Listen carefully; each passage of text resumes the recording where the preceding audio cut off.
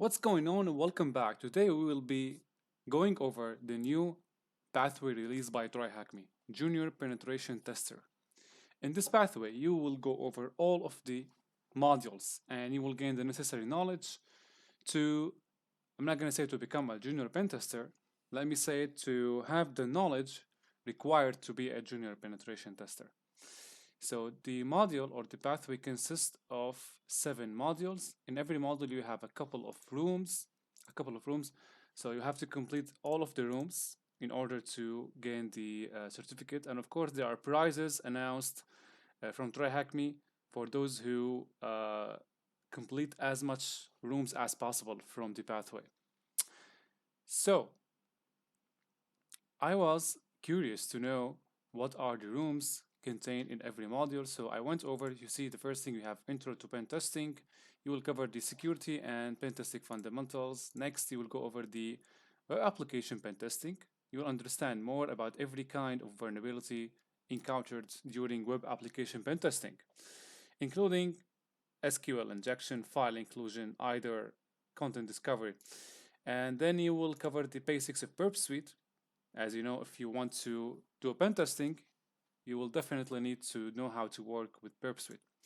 Next, you will go over network security. You will gain the knowledge, an extensive knowledge actually, to use Nmap, learn all different kinds of protocols, and of course, active and passive reconnaissance. Then vulnerability research, you will understand more what is vulnerability, what kind of vulnerabilities, and you will understand the methodology used to exploit vulnerabilities. Then you got Metasploit, and lastly, privilege escalation for both Windows and Linux. So that's the pathway. And let me tell you something. If you go to learn and then to, here are the learning paths. So basically, you have the web fundamentals, you have the offensive pen testing, pen test plus, complete beginner, pro security, cyber defense, and junior pen tester. So basically, when to know or how to know that junior pen tester is the right pathway for you. So if you complete, or if you have completed the complete beginner, all right, and if you have completed the pro security, if you have completed both of these, you can start pen tester plus, or you can start a junior pen tester. If you are chasing the knowledge, go after pen tester. If you are chasing the certificates and you want to prepare for a pen test plus, you can take pen test plus. And the last thing you want to do is to take the offensive pen testing, because offensive pen testing is more senior than pen tester plus or junior pen tester. Some people may argue that those who take OSCP or have the knowledge required to take OSCP can be hired as junior pen testers. So doesn't matter the naming here.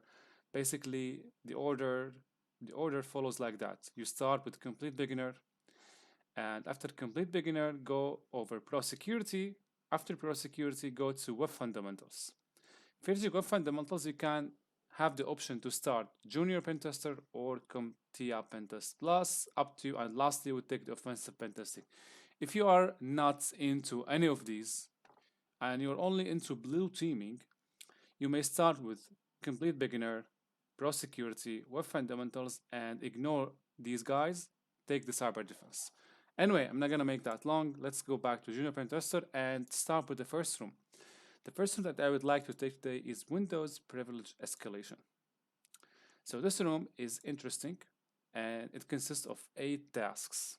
We will cover all of the tasks in today's video, and of course I will be adding all of the notes to the existing note file of Windows Privilege Escalation. If you are not subscribed to the channel membership, you can subscribe and take all of the notes. I will be updating most of the notes today, especially the Windows Privilege Escalation one. All right, so no matter the introduction, now let's start with the info gathering. So start the machine. And here I have a couple of comments laid down here to help you do the privileged escalation. So let's jump right to the tasks. And from here, I will be starting the machine from the split view here, Windows Win Privilege Enumeration. And from here, I will complete the tasks because there are no credentials in task 2 that you can use to log into the machine. That's why I will be answering the questions and initialize the machine, as you can see on the right. So once we log into the machine, this is our machine today. Let's go over the tasks and see how we can go over the required knowledge to do privilege escalation. So first, list users on the target system. One of them resembles a flag. So let's suppose that we have gained RDP access to the machine and we want to conduct the initial enumeration that will give us the knowledge to perform privilege escalation. So we launch the command prompt, make the font bigger so my dear fans can see the font. All right. So now to list all of the users, we type net users. We can see all of the users on the system. So we have administrator and we have THM17213. So the one that is asked is this one, resembles a flag. Next one, what is the OS version of the target machine? So here we're asked to find the OS version, which means we need to find the system information. So we type system info, and now all of the information about the system are being loaded. So we will be presented with all of the necessary knowledge we need to answer the question. So if you go up, we have the OS name, Windows Server 2019, data center, OS version, and this is the version. So you copy that and answer with it. Now, when was security update KB 456.2562 installed? So here we have to list all of the updates installed on the system in order to find out the one being asked about. So basically, let me jump to my notes now and search for updates. So this is the command. What we can do now, we can type the command here and pipe the output to a command called find string.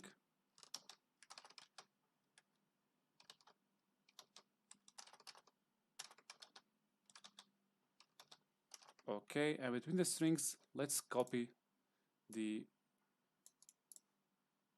number of the updates. So we type that and we hit enter. So now we will list all of the updates and grab the one specified in the question. So here it is. It was installed on 6/10/2020. What is the state of the Windows Defender?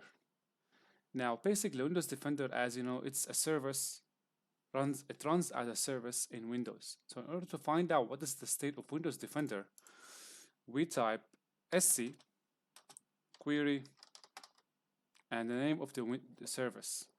So basically, you may ask, what is the name of the Windows Defender service? So I may have to list all of the services in order to understand which one is the Windows Defender. So search for services. So here we list all of the services. Let's take that. Here. And now I type find string as well.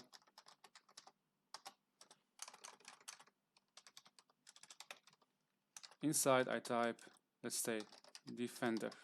So we search all of the services and I grab the one that it has Defender in its name or somewhere. So we've got 3: firewall, Windows Defender firewall, Windows Defender Advanced Threat Protection, Windows Defender Antivirus Network, and the last one is Windows Defender Antivirus Service. The name is WinDefend. Let's see the status of the service. We type sc query WinDefend, and it is stopped. All right. So why do we need to know all of this information? So basically, when you first conduct privilege escalation, you want to gain information about the system. Among the useful information is the system version. Why? Because sometimes some versions are vulnerable to certain vulnerabilities. So we can then grab an appropriate exploit to nail that version. We need to know how many users and who are they, so we can decide which one of these users we want to take access to or gain access to. The security updates. When we list the security updates, we can gain an insight on how many updates are installed and how or how far the system is patched, right? Lastly, it's important, of course, to know the status of the Windows Defender service when you um, conduct privilege escalation in Windows, since Windows Defender is an antivirus service, and it's important to know what kind of protections exist on the system before you transfer any exploit or any script. So that is for this task. Next one, tools auto-trade. No need to answer that, but actually these are the tools, automated tools, that would help you beside manual methods in privileged escalation. One of them is WinPeace. Most of you know that tool. PowerUp from PowerShell, and of course Windows XP Suggester if you work on Linux, and lastly Metasploit. Most of you know these tools, right? It's just you have to transfer the tool to the machine and run it. So no need to answer any question in here.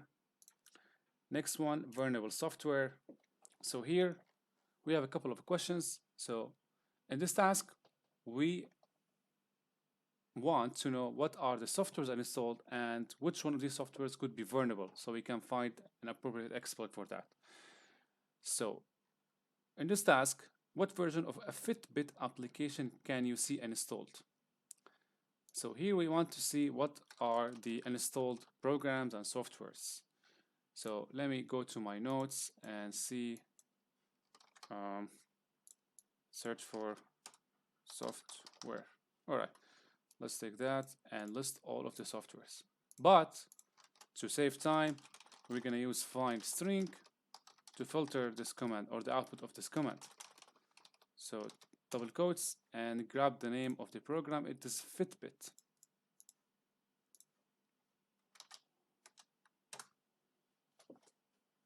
Now this command may take a while, but you can just navigate through the file system and find the binary of the application.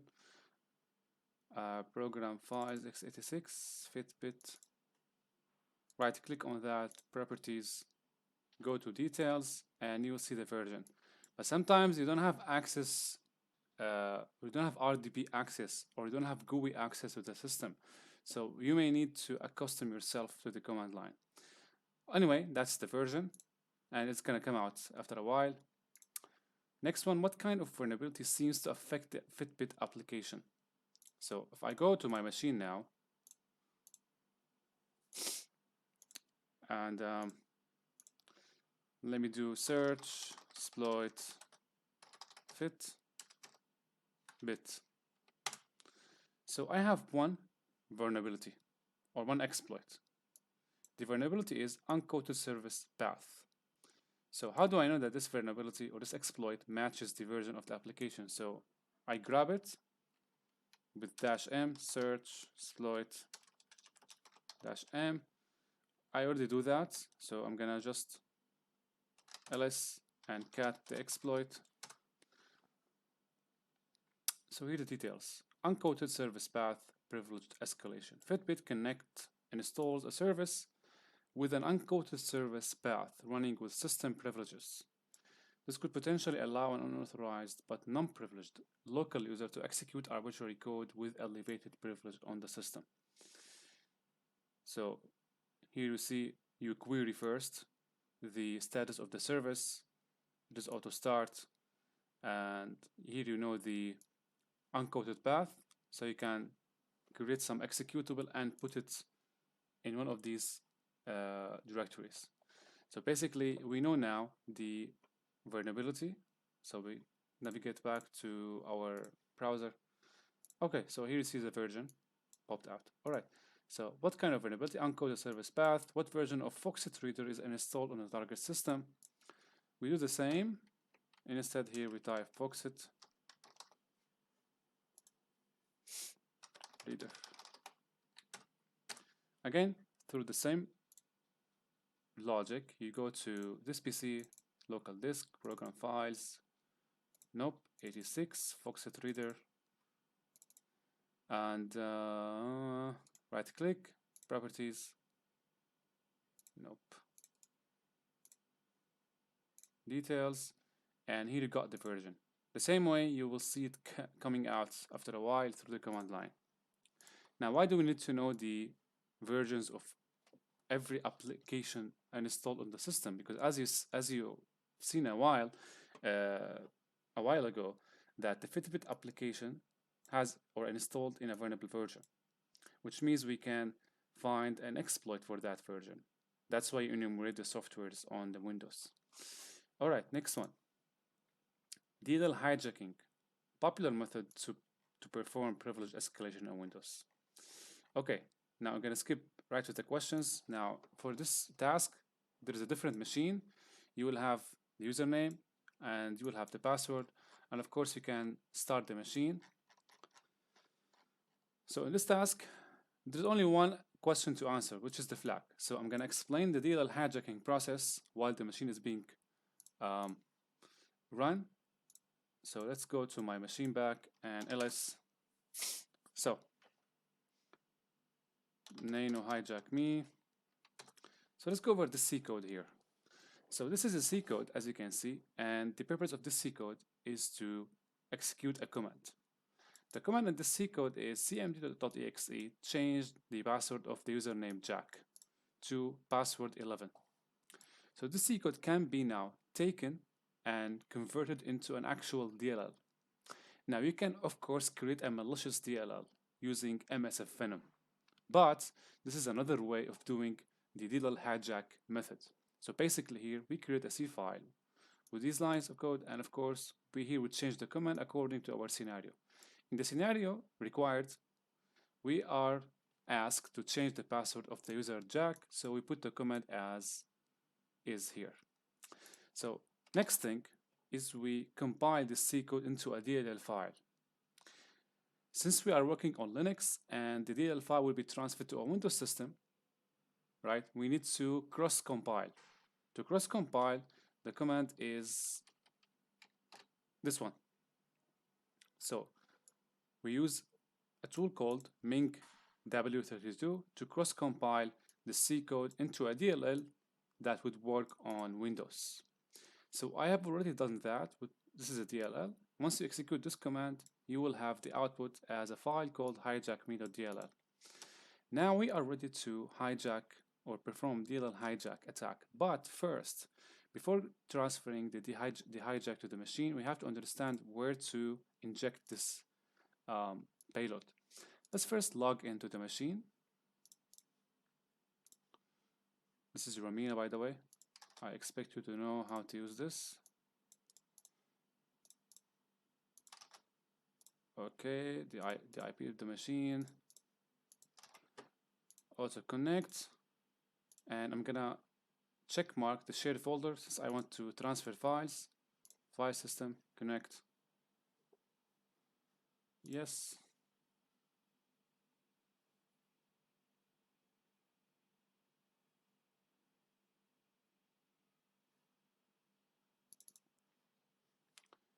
So make this bigger, and this is our target machine for this task.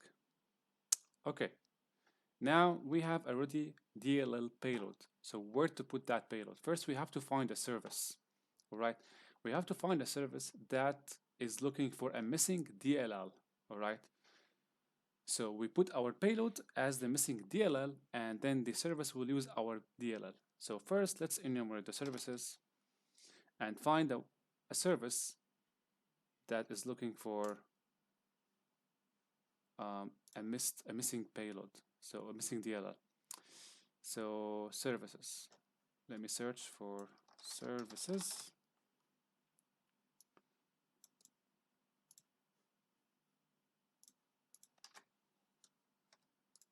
And let's make the font bigger.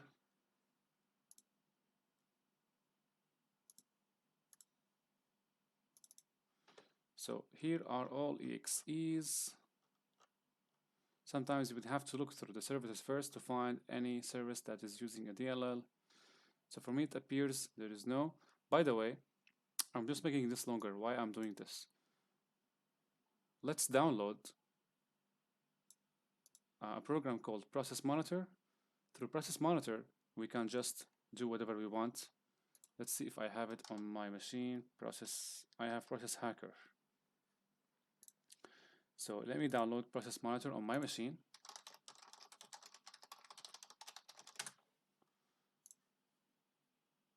technically we're gonna click on that, download this to downloads. Okay, and then we're gonna extract here. Extract here. Okay, 64. I'm gonna grab this one, copy it to Kali machine. So we're gonna have to do that.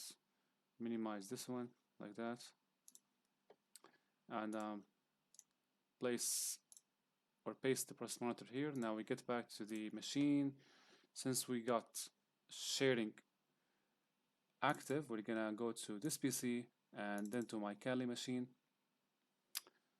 Go to home.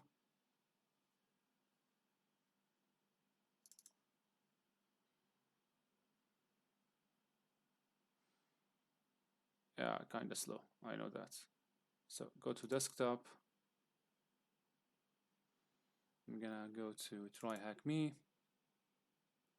and from here I can safely copy the executable file.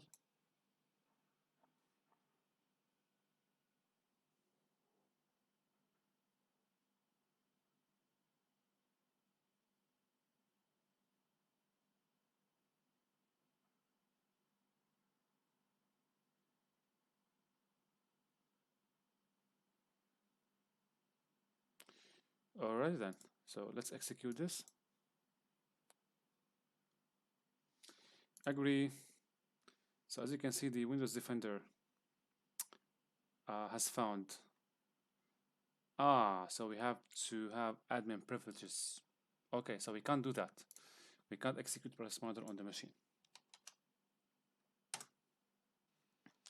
So basically in this room, since we cannot run process monitor for some reason, because we don't have admin privilege, basically the owner of the room is telling you that you can use process monitor, and they have already located a path for you to place your DLL. So basically, in a regular scenario, you run DLL, you run process monitor, and you look for a service or a path that is looking for a DLL which is not found. In this scenario, the path is what happened. We have permission to access this connection. Okay, I think we have to go to our machine. All right, so the path is in the temp directory. So if you go to temp now, there is a service called, let me just see if this is running. Search for DLL. So basically this is the service that they have located for you. DLL SPC, DLL hijack service. Normally, in a real scenario, you have to locate the service yourself and find a service that is looking for a DLL which is either missing or you have access to write over it. So basically in this scenario, they have already told you this is the service, and you have to find out how to do DLL hijacking on the service. So this service is using the temporary path, and it's looking for a DLL called hijack.dll in this path or in the temp directory. But as you can see, the temp directory is empty. So basically we have to take advantage of that and create one DLL, place it in that temp directory, restart the service, and see if we can, if the command we created in the DLL file will be executed. So we go back to Kali, go to home,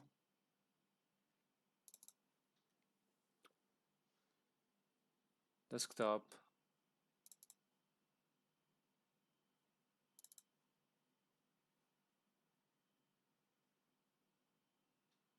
TryHackMe, and then take this one, copy that, go to C, temp, and place it here. Now we go back to the command line and see the status of the service, sc query DLL svc. The service is stopped, so we start it.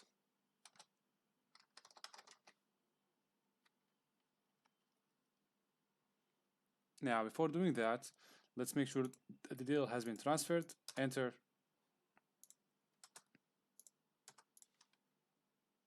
And now we start the service. I think I made a mistake. It is query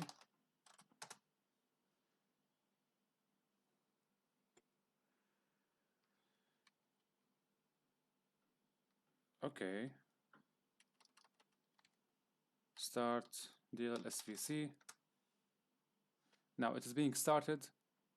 So let's wait for 1 minute, and now we will try to log in with the other user, which is Jack. So let's minimize that one and initialize a new connection. Take the IP address, username is Jack, and the password we used was nano hijack. Let's see inside the file. Nope. This is the password that we chose for this user. Auto connect. Now let's again now query the status of the service, see if it has been started. DLL SVC start pending.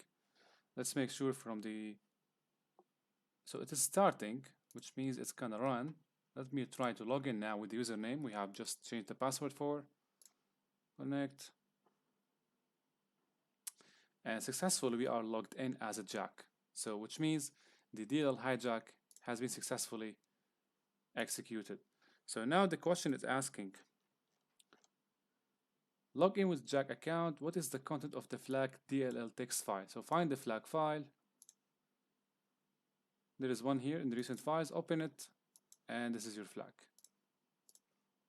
Okay, so that is for this task, DLL hijacking.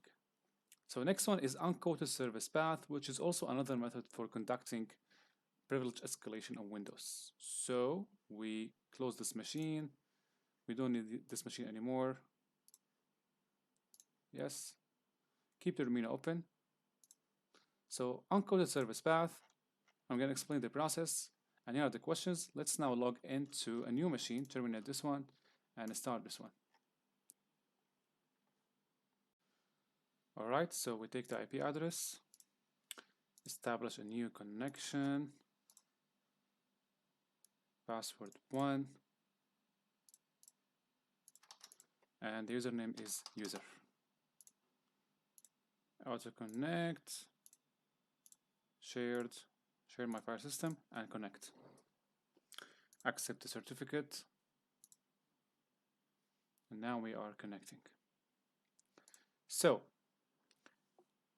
there is an unquoted service path vector in this, or vulnerability in this machine. We have to find it, and we have to find out what is the service that is using or that is vulnerable to this vulnerability. So basically, maximize the view and open your command prompt.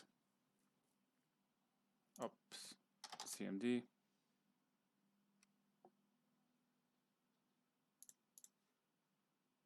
So, properties, font.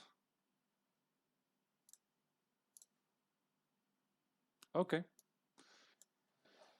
So, in order to find out which service has an unquoted service path, we have to enumerate the services, right? So we list all of the services, display name, the path name, and we find out which one uses unquoted service path. All right, for all of the services that use executables on the system32 or in the Windows directory, we can't have access to these. So you have to find out the non-standard ones.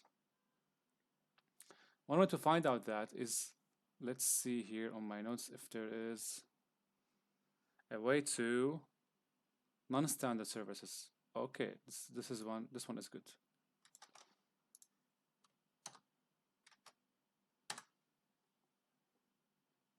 So these are the non-standard services. As you can see, we have Amazon, only Amazon 2.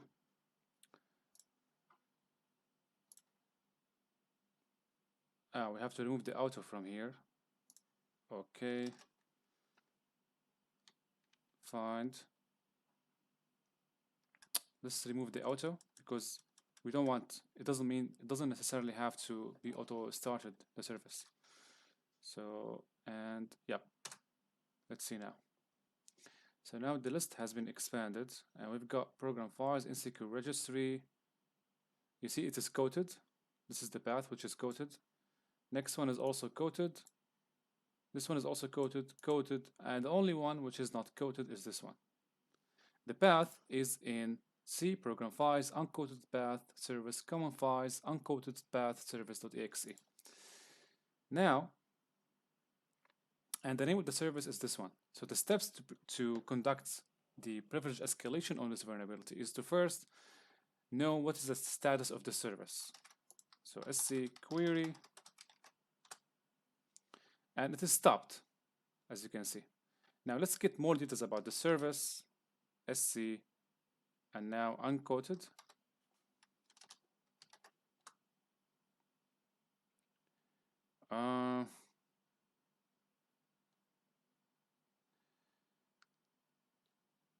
So I guess I made a mistake in the command. Let's go up. See where is the mistake. So sc server command, the service name. So these are the commands, query ex. I want to see the full path of the executable the service is using, so I'm gonna have to retype, but it doesn't display the full information about this. Let's go up and find the proper command for that. QC, yeah, it's QC. So basically here, instead of query, I'm gonna type QC, and now I can see the full executable path, right? As you can see, it's not coded. Now the next step is to check if the one of the path here, one of the directories can be or is writable to the current user. So we need to know if we have permissions to write to one of these directories, either program files, either this one, common files, so that we know where to place the payload and what to name it. So for that, I'm going to navigate to CD desktop. Okay, let's move this to the right. The system cannot find the path specified. Okay, CD or dir.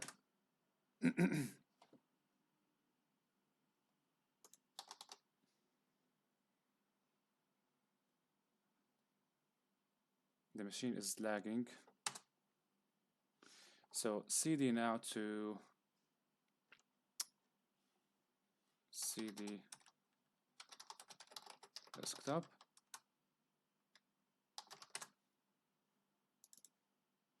So I have the access check. I will check on this path if I can write on this path, program files. So what I'm gonna use now, dot access check slash accept EULA dash UWQ, and then between double quotes we type the path name.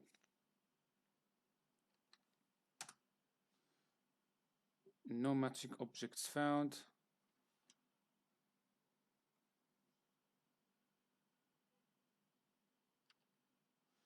Access check 64. So accept the EULA, and I guess we forgot the directory.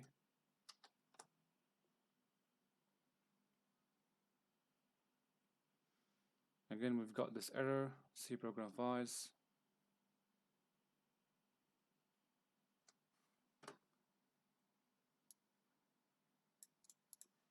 Yeah, so actually I forget the backslash here.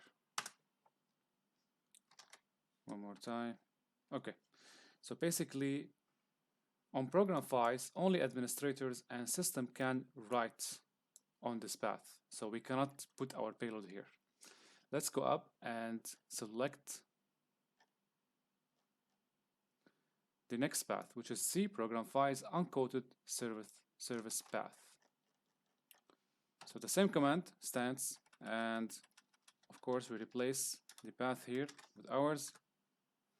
Now as you can see, we have users. Users, among the users is the current one, can write on this path, which means now we can create our payload and place it on that path.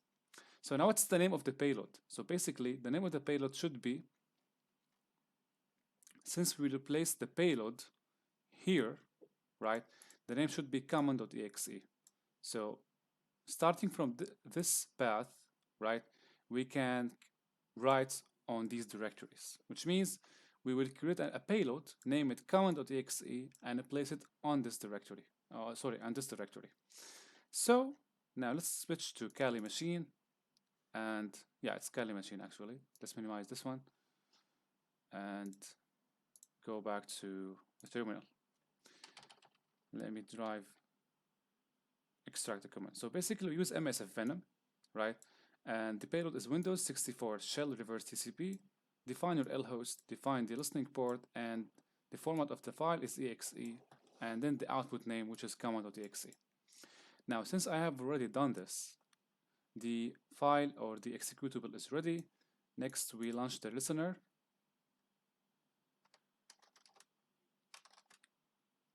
This is the handler. All right, I'm gonna launch a new tab here and type.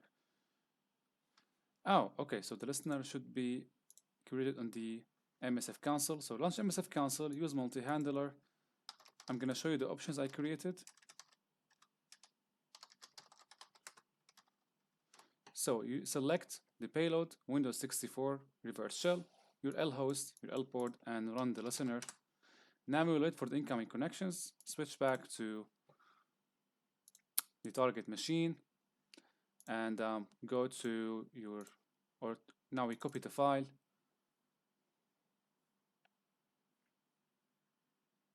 Home.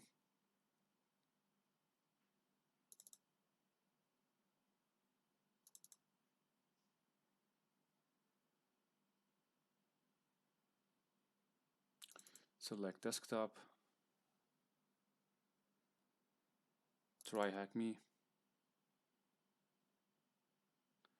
And go to, so my file is somewhere here. Where is common? Common. Oh my god, where is the file? Let me check back.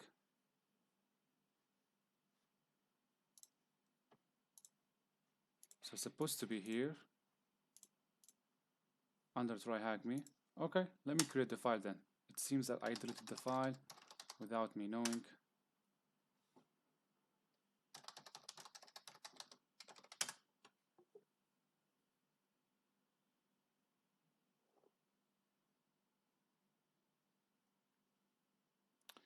Okay, check back here.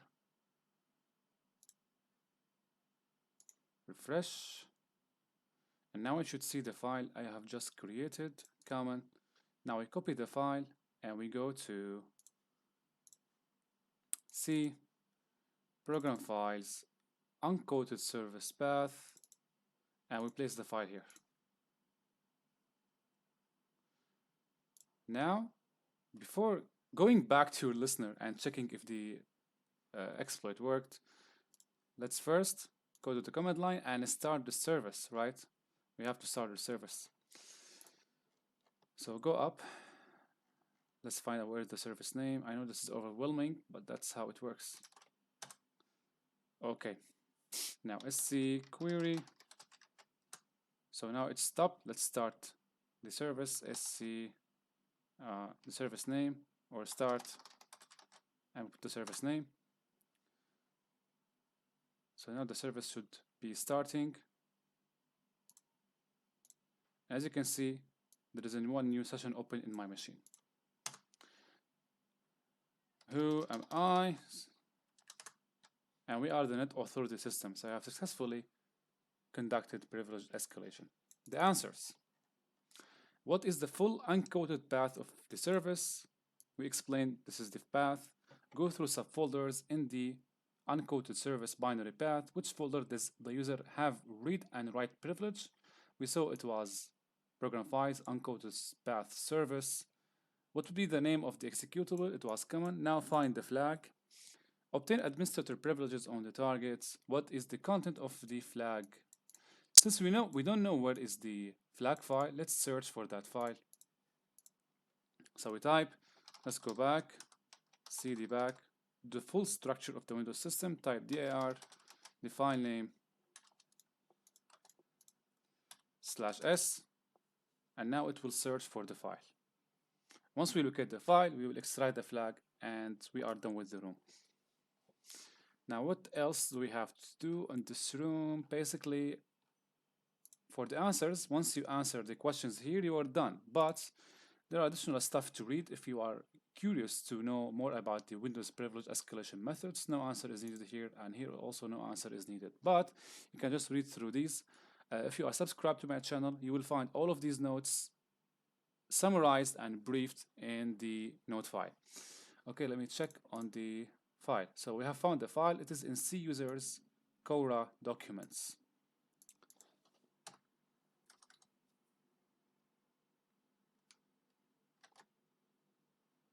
Nope. Anyway, navigate to that path and read the content of the flag, and you will find it is THM6 at the end of the line. All right. So that was for today, and see you in the next video.